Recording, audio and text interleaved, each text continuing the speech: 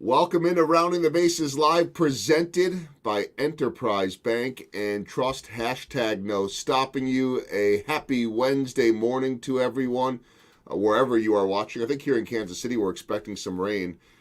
I've been talking a little bit of baseball in the open of the show every day because we finally have baseball. And I think that it's possible tonight that we as broadcasters, my broadcast team and I, could be doing something we've never done before. We could potentially call a baseball game tonight in the rain. The game won't be in the rain. I haven't actually looked at the forecast in Detroit, but the weather might be fine in Detroit, but we have rain coming here in Kansas City, and it may not make a difference. And we're working out at Kauffman Stadium. So we'll see how that goes. It's been really strange, but very productive working out of an empty stadium at home. Team will come home and open on Friday without fans, but it'll be nice to hear the crack of the bat live in person. So with all of that said, we keep experiencing new things. One of the new things here is this studio. Still tweaking and messing around a little bit with some lighting and some audio and all of that type of stuff, but definitely want to thank my friends at Kansas City Audio Visual, kcav.com. They can handle the small needs, like, the little guys like me, or the major offices. You name it, they can do it, kcav.com. So it's great to be sitting here with a little bit of space, can kick back. Interviewed Brett Phillips yesterday, Royals center fielder, Royals outfielder from right here at home while he was in Detroit. And I think the first question that was asked, which everyone seems to ask now, is, all right, you got that suit, coat, and tie on. Are you wearing pants? The answer was no. It was shorts, though, so let's not get too graphic there. Okay, my guest today is a guy that I've known for a long time.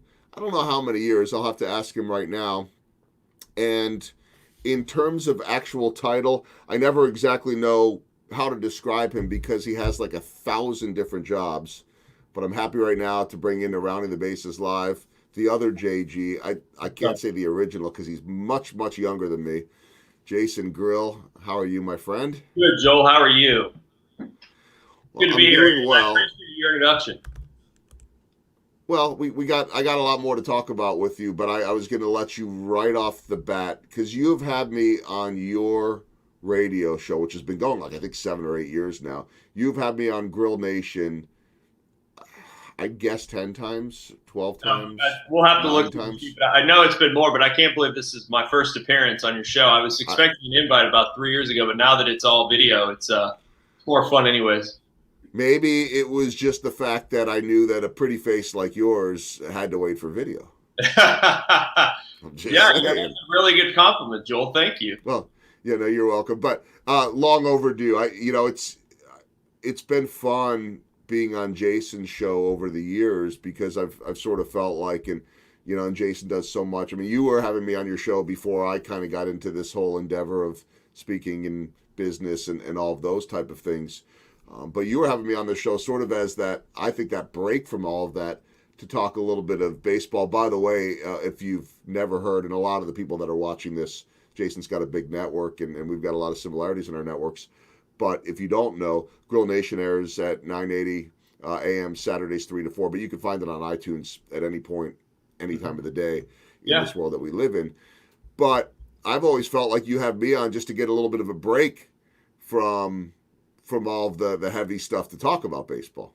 You bet. I love baseball. I love sports. I know you broadcast all kinds of things over the years, and I just loved hearing about the Royals. And that was really during kind of those World Series runs. Yeah. But more importantly, I liked having you on the show, Joel, because it wasn't just about the strikes and the outs. It was more about kind of what's Joel Goldberg's life like on the road. Like what stadiums are good? Where do you like to go? What do you do when you're not on TV? How do you interact with the players? What's that profession like from a broadcast perspective? And how'd you get involved? More of the Joe Goldberg story. And you always brought really good information. And that was one of the fun parts. And we'll have to have you on again now that the baseball started and break some stuff down, Yeah, well, and I think, and I would sit there and say, well, is what I do all that interesting? But I'm reminded all the time that to me, and I really, I love what I do, and I understand that there are a lot of people that would love the opportunity that I have with being on TV and talking about baseball. But what I really recognize is most people don't get that peek behind the curtain, right? Mm-hmm. I mean, you could get that peek behind the curtain by calling me and saying, hey, what happened with this, or text me. But most people don't.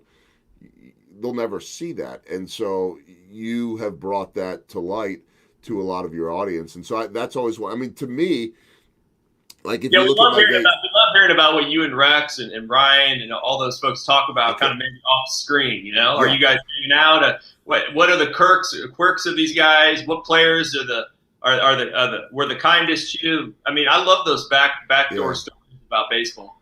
Well, and I think, and you've spent a lot of time in politics, and it's the same thing. I mean, that of course could be more polarizing, but you've had such a peek behind the curtain to things that people don't see either. So, I mean, that all makes sense to me. And, just to give you a little, and then I want to get to you, not me here. But yesterday, for instance, and this is this crazy Zoom world that we're living in. I started a networking call with a guy out in California who used to work in the NFL, and he's a speaker now. So we were chatting, and 10 minutes in, I said, I have to warn you, because we had a 45-minute call scheduled, that at any given moment I could get warning that I may have access to a Royals player via Zoom within, say, 15 minutes. So I might need to bail on this. He totally understood. And sure enough, 15 minutes later, the call comes in, hey, Brett Phillips could be available to do an interview for your pregame show tonight in 20 minutes. So I wrapped up my call with him in 10 minutes, ran over to the next room, showered, threw a sport coat, shirt, tie, showered, shaved, sport coat and all the works, shorts with basketball shorts, which nobody could see, and jumped on the air. And that was, a third of our pregame show last night with a Fox backdrop behind me. So, but I bring that up. One, okay, fine, it's a nice little peek behind the curtain. But two, it's like, look, we're all having to adjust the way we do things. And in your world, and I joke that you have a million titles, but let's just start with public affairs, which is certainly a specialty of yours among the many others. What you do every day involves that contact with people. So how have you made this adjustment? Yeah, so I do a lot of both my own business and others I work with. I do a lot of public affairs, policy, and media relations and crisis communications consulting. Lawyer by trade, still licensed in Missouri and Kansas. Go to the CLEs every year, but that really helps too. But it hasn't really affected our day-to-day as much. If anything, there's actually more business because, well, especially at the beginning of the COVID outbreak, because people didn't know what to do. A lot of city governments didn't know what to do. Associations that I work with, one is the Apartment Association of Kansas City through my J-Grow Media and Consulting Company. They have a lot of landlords and property owners, and the rules are changing on evictions and on all kinds of different things with the stimulus money coming in. I mean, there were so many issues. Governments didn't really know what to do at first. From a communication standpoint, how do you communicate with your internal folks at the office versus the external and the media? So there's all different things, but frankly, we've really been able to use technology, Zoom, this type of thing to really kind of get our message across. And as far as the radio show, there really has been no change except I'm doing it from home. Like, I wear shorts. I'm not in a suit and tie. And if I am, I still have shorts on, so it's good. But we've been able to do that through different technologies as well. So, it's a change for sure, but we've definitely adapted. Thankfully, with the work I do, for the most part, it hasn't really been affected. Except for, I guess, people's budgets and being paid on time. But I think for the most part, that's been okay. Well, one of the things to me that I think is interesting in terms of having you as a guest is you have access to so many different types of people. I mean, from my standpoint, my access to all those people is really from a storytelling standpoint. And you're obviously doing that with Grill Nation and your radio show. But you are, I know, you're a people person anyway. By the way, we are way overdue for our annual sushi in Kansas City, right? It's been a little while. Always go to the place on 39th Street. I can't remember the name. Bob Wasabi. Bob Wasabi, yeah, that's a good spot. So right. Yeah, I think that's one of the best spots in Kansas City, and I'm usually there once or twice a year, and that at least once is you.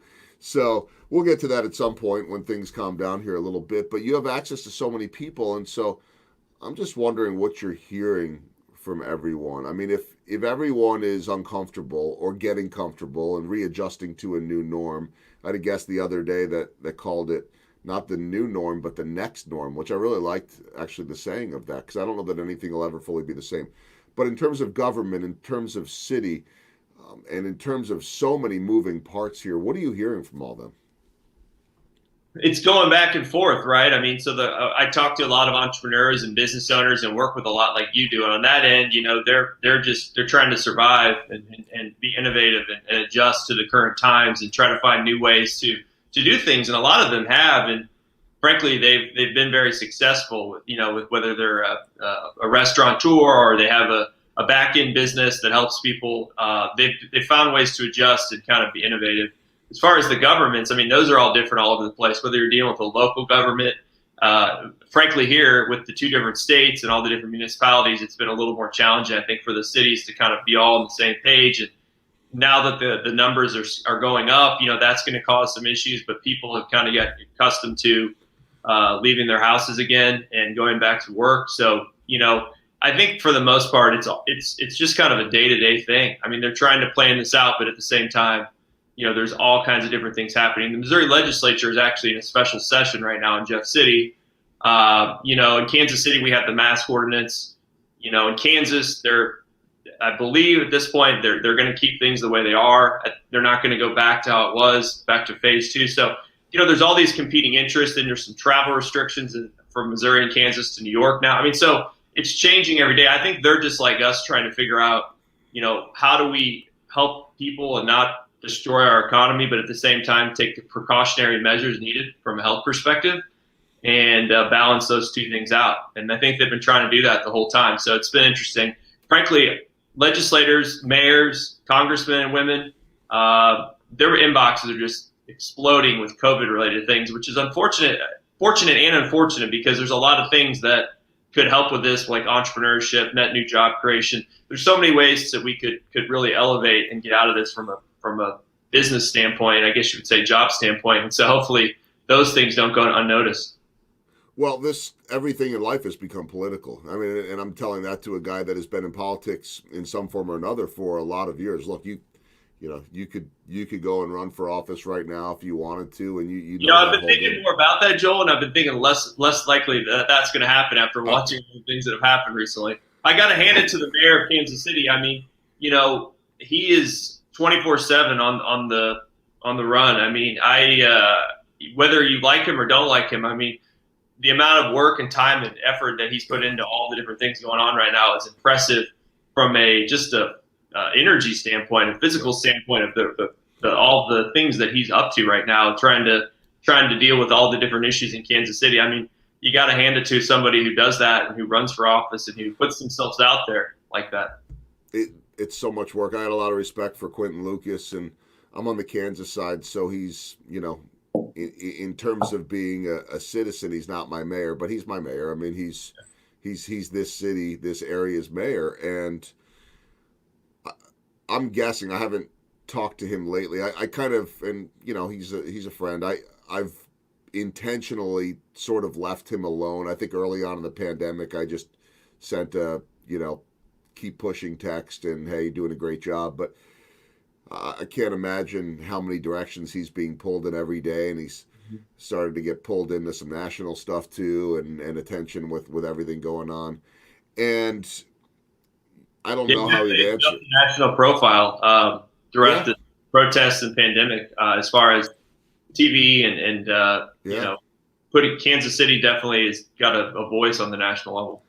I feel like from one standpoint, Sly James has to be the happiest guy right now because he doesn't have to deal with it on that level. And I know that he's a leader, and so he would be in there leading it. But the reality of it is he can go to bed at night and probably wake up with a different perspective than what his successor has right now. But he can have a cigar, and he can sit out on his front porch and enjoy life.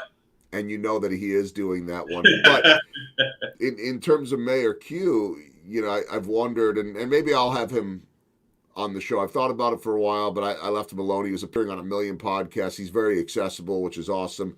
So maybe I'll shoot him a message. But, I've wondered if a guy like him is sitting there saying, "What did I get myself into?" And I don't think so. I mean, I don't think he's wired that way. But there is no way that anyone that was running for office that won in November could possibly have ever envisioned what this would have been, because none of us could have.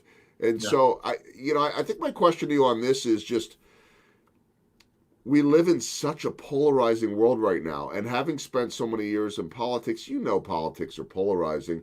But what happened to the good old day of reaching across the aisle and trying to find a way to make it work? It seems like if you do that right now, you're subject to criticism. Definitely, and that's how I was governed when I was a state legislator. I very bipartisan. My district was more Republican than Democrat. I'm a moderate Democrat, conservative Democrat, whatever you want to call it. Kind of a centrist, old school JFK kind of Bill Clinton when he first got elected kind of mindset as far as centrist Democratic blue dog policies. But in state legislature, people do work together. The Democrats are in such a minority in Missouri now in the legislature. Sometimes it's not as publicized, but mayors really and city councils were the ones that were getting stuff done. And now I believe with all the things happening in cities currently, they're even becoming more polarizing. So many mayors have told me over the years, it's the best job in politics, but it's becoming harder and it's becoming more polarized. So I can't wait for the days where you have the Hillary Clintons and the John McCains, who used to have beers together, and obviously we're on different sides of the aisle. I kind of missed, like you, the whether you're a liberal, progressive, or a conservative, or a centrist, trying to actually find solutions to problems and get things done has always been kind of the thing that I always enjoyed about politics. So I don't know. It is an election year. We got to remember that. There's a lot of things happening. It will be more polarizing. Hopefully next year, when all the new folks are in office, or those that are in office now get reelected, people start to actually try to do things. Sometimes they do work together in D.C. It's just we never hear about it. It's always those bills that aren't that aren't on the forefront.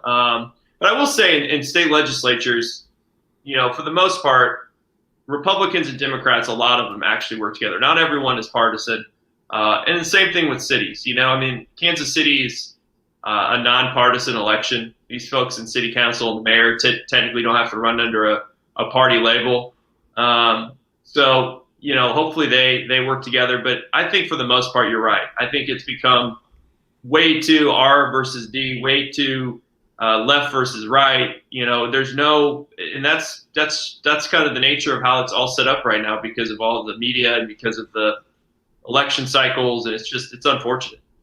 Well, and I know this isn't my idea, far from it. It's been an idea for many, many years. But wouldn't we be better suited in Kansas City? We are far more likely to have someone that is on one far side of it, right? Whether it be an extreme left or an extreme right, that gets in through a primary, and there's a good chance we could have one on each side. So someone like you, and I'm the same. I'm in the middle here, and you and I align, but I may not be interested in either one of those sides. So what do? Well, I lean towards the side that I'm on, and I go to that extreme, and nothing in the middle is covered. Like if there was an extreme conservative and a moderate conservative, I would have an easy time making that choice, right? Yeah. So. Well, there's a lot, Joel. Before you get to your question, I will say this: there is a lot of reform going on. I work for a client of mine, Jagro Media client, Fair Vote, this last year. They had the Kansas Democratic primary used a different ranked choice voting system this year, where you rank your candidates. So if there was a primary, there was 10 candidates, you rank the top 5, let's say. Your first choice doesn't make it your second choice. It usually leads to a candidate that gets over 50% of the vote in a primary, and so it's technically usually a person who has more broad support, and it's not just somebody on the fringe. So I think there will be more innovative voting mechanisms put into place, because I think there's a lot of people like you. I have a lot of friends who have voted for Mitt Romney. They voted for Obama. They voted for Bush one. They voted for Trump. They're all over the place. And now they're just like, I wish an independent could get elected. But these voting, innovative voting systems in different states, I think will start to take hold. And I think people actually like having the ability to rank candidates or having the ability to vote for a Republican and Democrat maybe on the same ballot. A lot of states are tinkering with this, so I think there is kind of a movement to give people more choice and more options in voting, just like they do with the Oscars, just like they do with sports MVPs. There's all these different ways that other groups, I guess, have made voting, I think, more fair and more comprehensive for the entire group to lead to the better winner, the better candidate. Yeah, because I mean, and I'm not saying that someone on the fringe shouldn't be represented either. I'm saying that should all be part of the equation. But if the fringe is the only choice, then right, let. So I've got no problem if it's two Democrats or two Republicans in there. They could differentiate. I mean, what? How do you lump in a John McCain or a Hillary Clinton or a Mitt Romney and compare them with, say, Jim Jordan or name anybody that's on one side, right? They're all being labeled as the same thing, and they couldn't be more different. Mm-hmm. Yeah, and it's been like this for a while, and the key is just getting the candidate out of that primary, or in a city council race or a mayor's race, the candidate that has the most support. Actually, like how the mayor's race works in Kansas City, where you pick your top two, or the top two get to the finals. But yeah, I mean, it's just the way it works. And then you get two candidates that are both on the extreme a lot of times in both parties, and it doesn't do anything for the people that are moderates. So I think it'll keep evolving. The problem is the pendulum switches so far so far every election cycle. We go from President Obama to President Trump. We went from George Bush to Obama. I mean, we go from a majority in the House, Senate. This is the federal level, majority in the House and the Senate and the presidency, to the other way. And it's just now we have a little bit of checks and balance with the House being Democrat and the Senate being Republican. But yeah, there definitely has to be some reform or some people that actually kind of maybe get a hold of the middle again. Well, when you look and by the way, for anyone that wants to get a hold of Jason, that handle right there, which is just his full name, Jason Grill, you can find him on all the social media platforms. So whether it's Twitter, Instagram, he's on LinkedIn, all those things. Great follow. When I think about all of this and the pendulum swinging, I mean, that's pretty standard, right? If you look at any head coach, managerial hire, you usually go from the gruff, old school to the hands-on, or the hands-on to the just go do your thing. I mean, there's that same pendulum when you hire leaders too. So that's not surprising. It's become so polarized. And a lot of it too, let me ask you about this. I didn't tell you we were going to talk about this, but a lot of it just has to do with social media. It has to do with the immediate reaction. When you got into politics, it wasn't like this. I remember my campaign intern or manager, or one of the guy that was working with me from Mizzou at the time when I first got elected, told me about getting on Facebook or Twitter. I think I joined like in 08, 09, maybe a little earlier. But I remember when we got on Facebook, he just accepted like every friend request, because at that time it was, oh, wow, people want to follow me. And so I reached the 5,000 people or whatever it was. And I actually, during the quarantine, I went through it took forever. I'm like, I have no idea who that person is. I've never met them. I went through and cleared out about 1,500 people. But I mean, looking back, that's just hilarious to think about. When I got on Facebook, because the intern in the office said, this is the new social media you have to be on. Yeah. And now I'm so active on these things. It's a weird looking back, Well, I remember one of my first years here, maybe it was my first year in 08, the great writer who was on the show actually a few weeks ago, Joe Poznansky, said to me, you remember he at that point was the columnist for the Kansas City Stars. Long gone, Sports Illustrated, I think USA Today, MLB.com, multiple books. One of my favorite books, Soul of Baseball, about Buck O'Neill. He said, just accept everyone on Facebook. I mean, they're all fans of the Royals, so it'll be a great way to stay in touch with them. And I did the same thing. I kind of hit that 5,000 limit, and I finally realized, I was like, they're following me for baseball. They're not following me for updates on my kids or my personal life, and I'm not quite sure that I want to be sharing that with every single person I don't know anyway. So I had to do that fine dance of, hey, I know you're not following me for this, so I'm going to start a page here.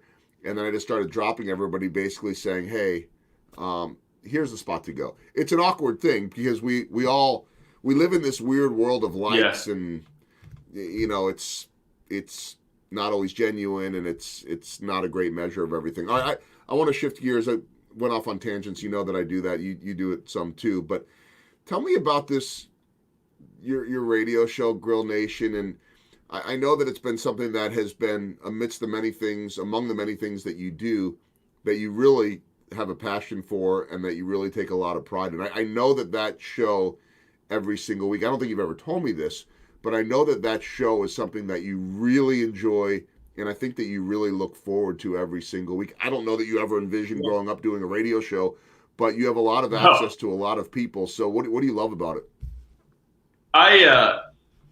That's not a money-making proposition for me, Joel. It's a passion. I actually grew up wanting to be like Joel Goldberg.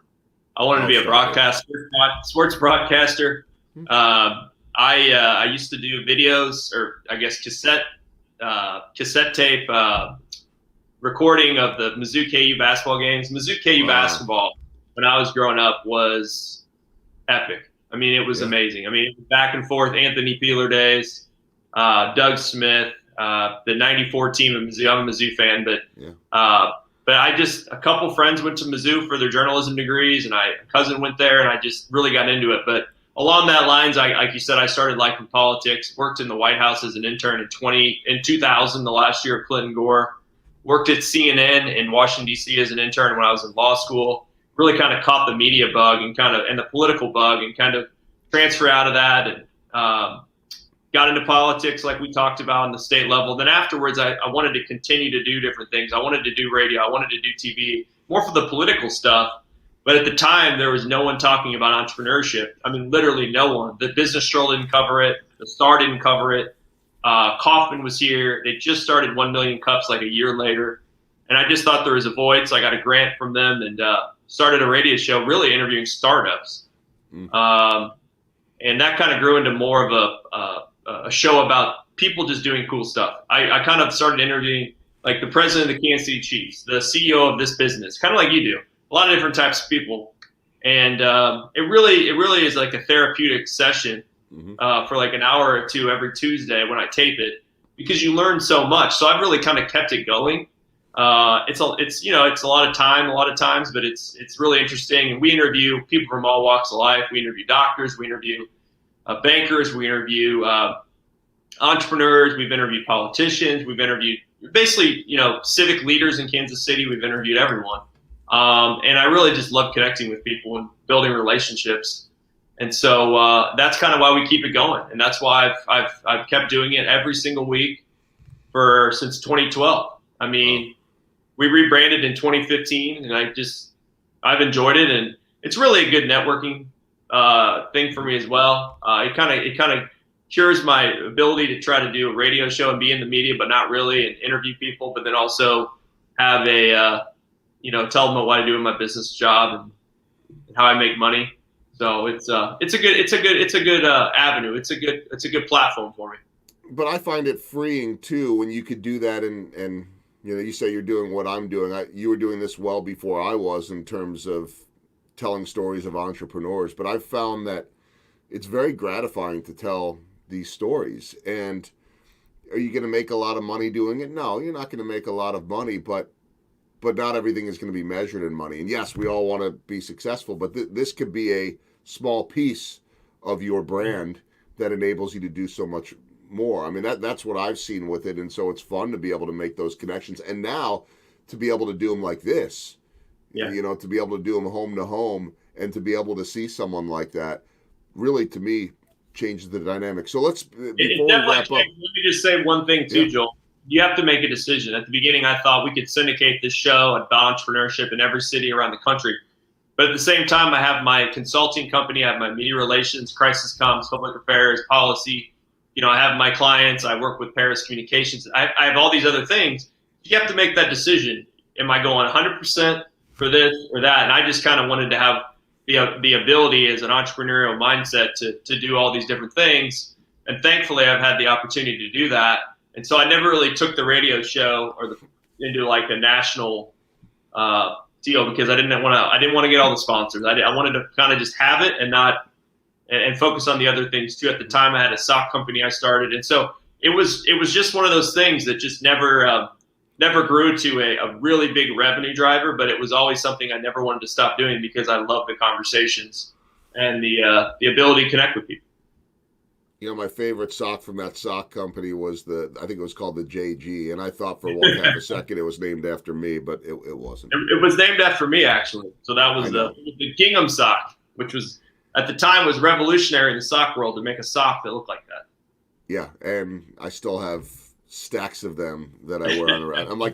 I'm the TV guy that loves socks and was wearing your stuff all the time, but I would have to take pictures and put it on social media because it's not like anybody was seeing them on TV, right? I mean, if it was shirts or whatever. Anyway, I'm a sock guy. What I wanted to ask, just among your many roles, and even just looking at your LinkedIn and your job descriptions or responsibilities and what you're doing as a senior advisor at Paris Communications, strategic public affairs and communications, public policy, government relations, media relations, crisis communications. It's a lot of different hats, and I know that you wear them all well. Is there an element or a responsibility of all of those that you love the most or most comfortable with, and is there one that is more challenging? I love economic development. I love being involved with public policy. If I'm going to be in Kansas City, I want to make a difference. I want to see our city grow. I want to see everyone prosper. I want equality. I want to have an impact, I guess you would say. And so public affairs, government relations, anything on the civic level as far as being involved in projects or development that helps our city is definitely my passion. And so I'd say that. Sometimes the crisis communications, it's all about messaging and advising.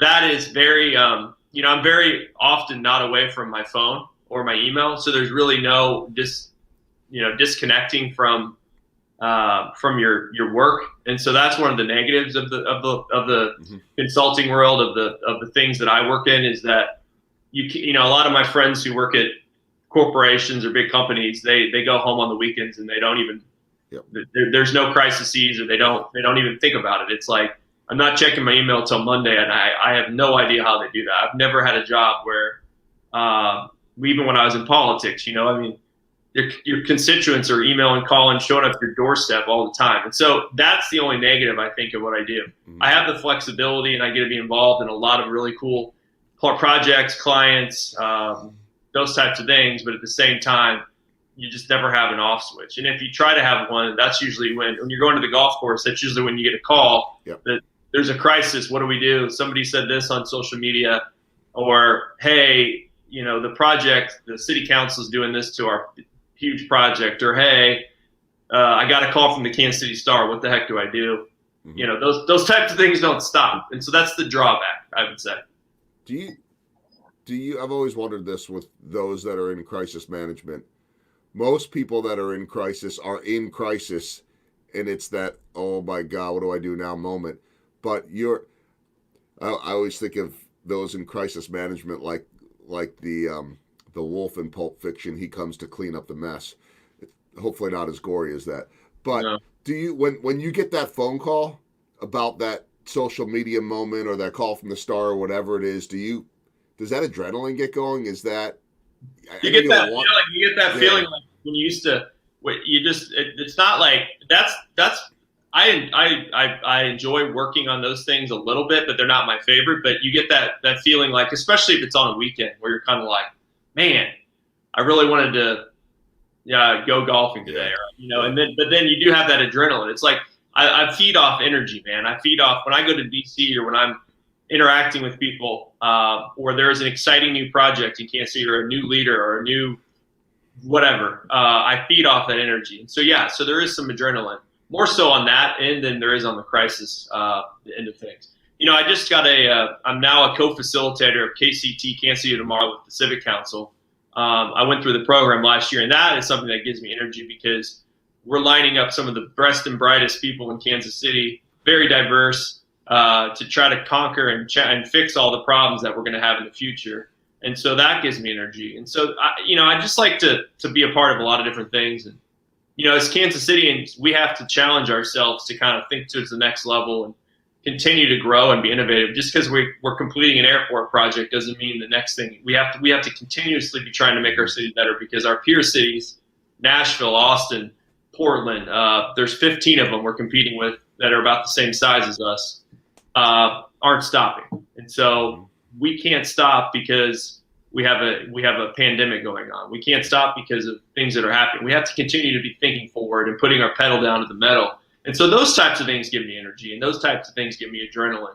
Because, Joel, there's been chances to move. I'm sure you've had many chances probably for new positions, but Kansas City is a great city.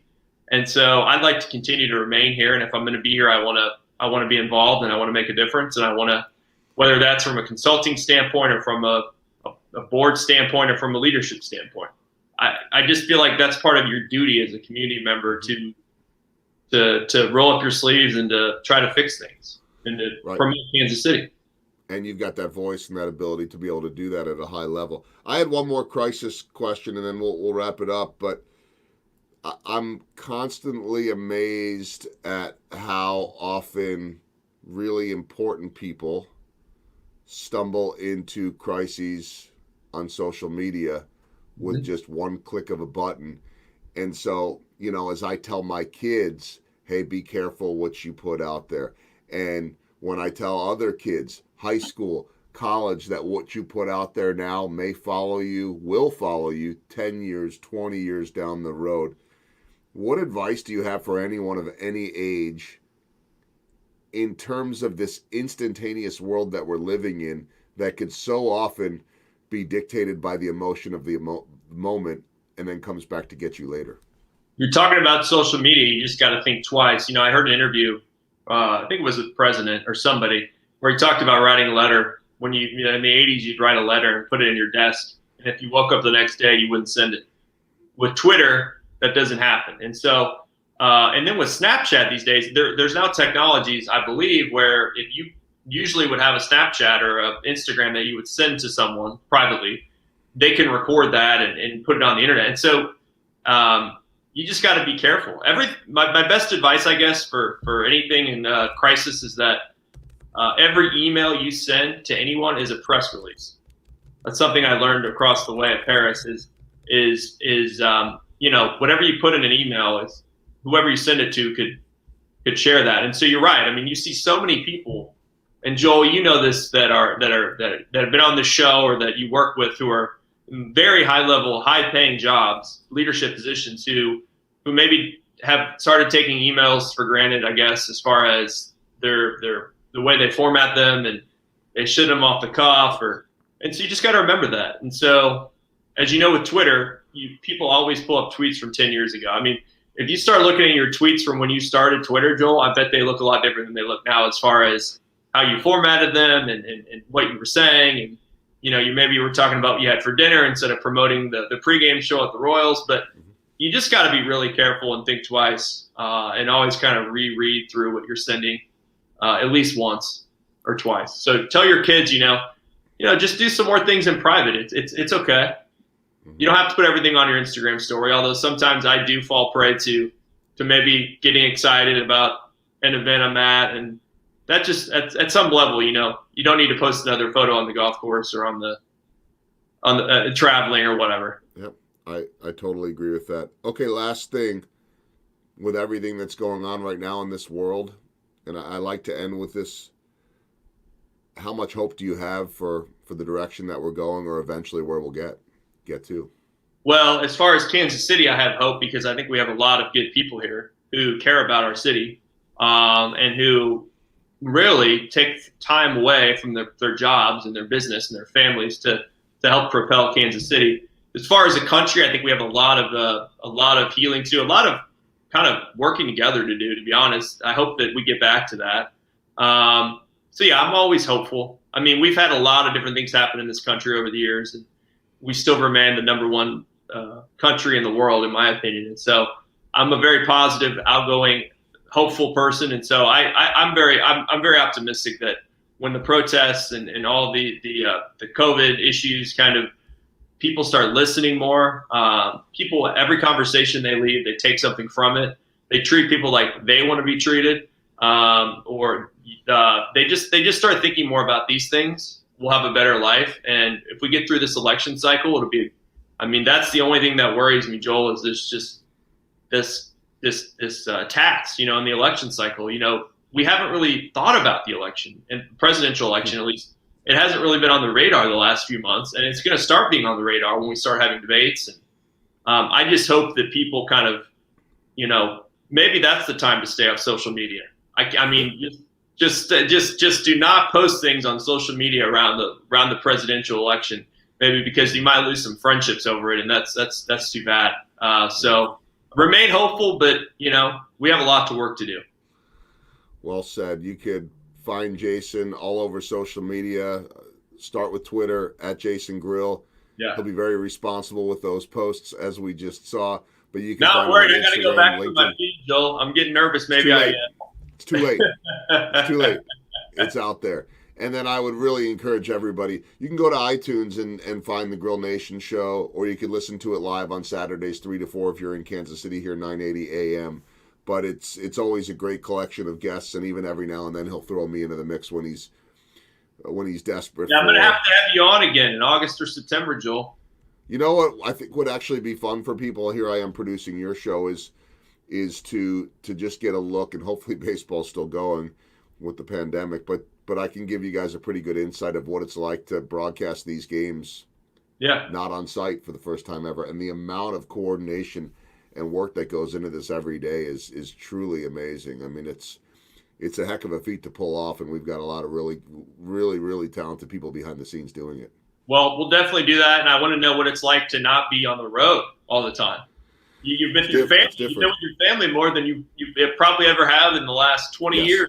Yes.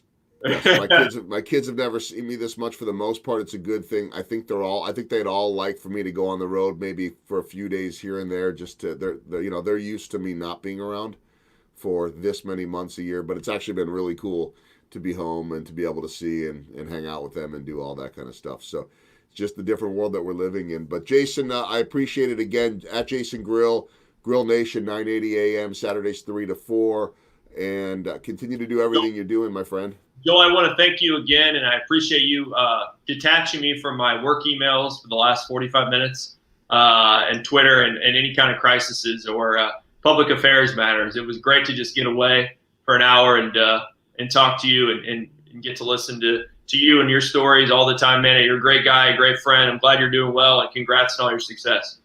I appreciate it. Now I get to cut you loose too. Okay. You can hang for a second. You get to plug back in, unfortunately. So Jason, thank you, of course, and we'll have to do this again because thank you, Joel.